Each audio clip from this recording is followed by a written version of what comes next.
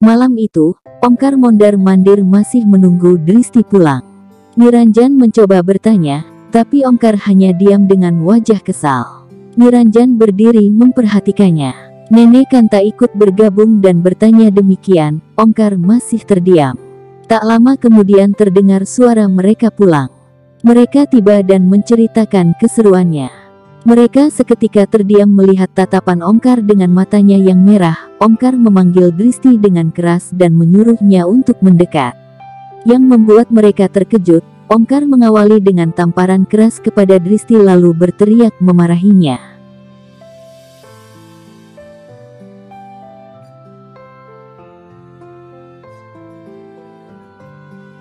Niranjan mengatakan, "Kenapa kau tiba-tiba memukulnya?"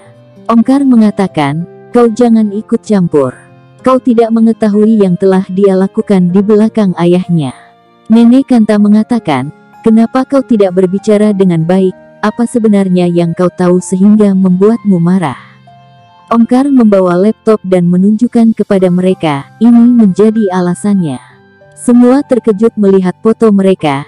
Dristi di sana bersama laki-laki itu, Aksai. Omkar tidak menyukainya. Omkar menunjuk keras dan memanggil Praba. Dia yang harus bertanggung jawab. Praba mengatakan, "Kita cuma makan dan tidak melakukan yang lain." Praba melanjutkan lalu melemparkan kepada Pulkit. Pulkit berbicara dengan gugup. Omkar menyalahkan mereka berdua. Nenek mencoba mereda amarahnya. Dristi menangis di kamarnya dan bercerita kepada Matvi. Dia mencoba menenangkannya dan mengerti ayahnya yang keras kepala.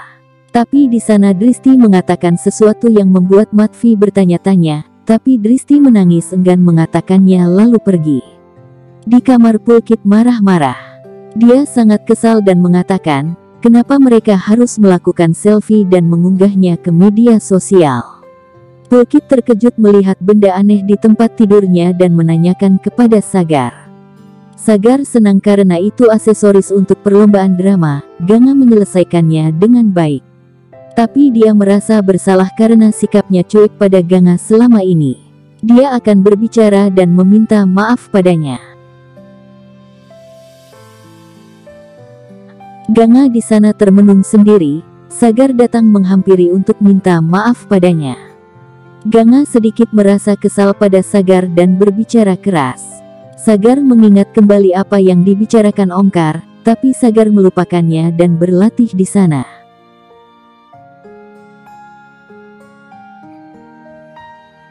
Pagi hari Dristi melakukan puja bersama Nenek Kanta. Omkar memanggilnya dan mengatakan di depan Nenek dan Niranajan, kalau dia memutuskan untuk segera menikahkannya dengan lelaki pilihan Omkar. Saat itu Sagar dengan tergesa-gesa. Dia berpamitan pada ibu dan nenek untuk seleksi pentas di sekolahnya. Ganga menghentikannya karena dia melupakan sesuatu. Ganga memberikan air padanya. Acara seleksi drama teater dimulai. Sagar menunjukkan pedang yang dibuat Ganga pada teman lawannya. Dia pasti akan menang. Temannya mengatakan, kamu tidak akan menang tanpa mahkota di kepalamu. Sagar lupa membawanya. Sementara Sagar giliran selanjutnya, pembantu turun membawa sesuatu di tangannya.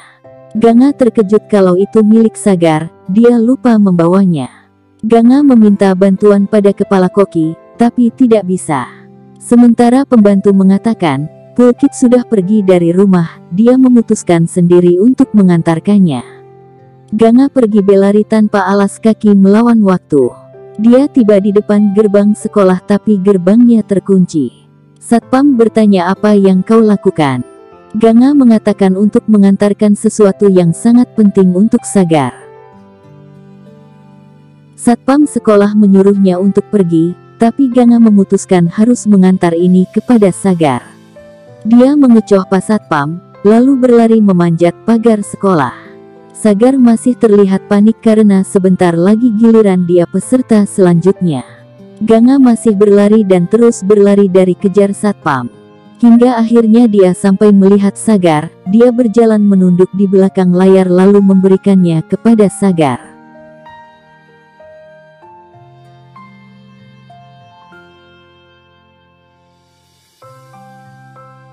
Di pasar terlihat Nenek Matvi dan Omkar sedang memilih kain sari untuk pernikahan anaknya, Dristi. Omkar sedikit gatal dengan merayu sang penjual. Dia menatap dan tidak melepaskan kain sari dan memberi isyarat. Singkat cerita, Sagar sangat senang karena dia menang dan berterima kasih kepada Ganga. Dia memberitahu pada semua keluarga kalau dia terpilih menjadi pemenang. Nenek mengatakan bahwa dia sangat bangga padanya. Sagar memberitahu, Ganga membantunya mengantar mahkotanya yang tertinggal di rumah. Kalau saja tidak ada dia, pasti aku akan kalah. Ganga di kamarnya membuat karangan bunga. Nenek masuk bersama Sagar dan menyuruhnya berdoa melakukan puja sebagai bentuk rasa syukurnya. Ganga di sana melihatnya.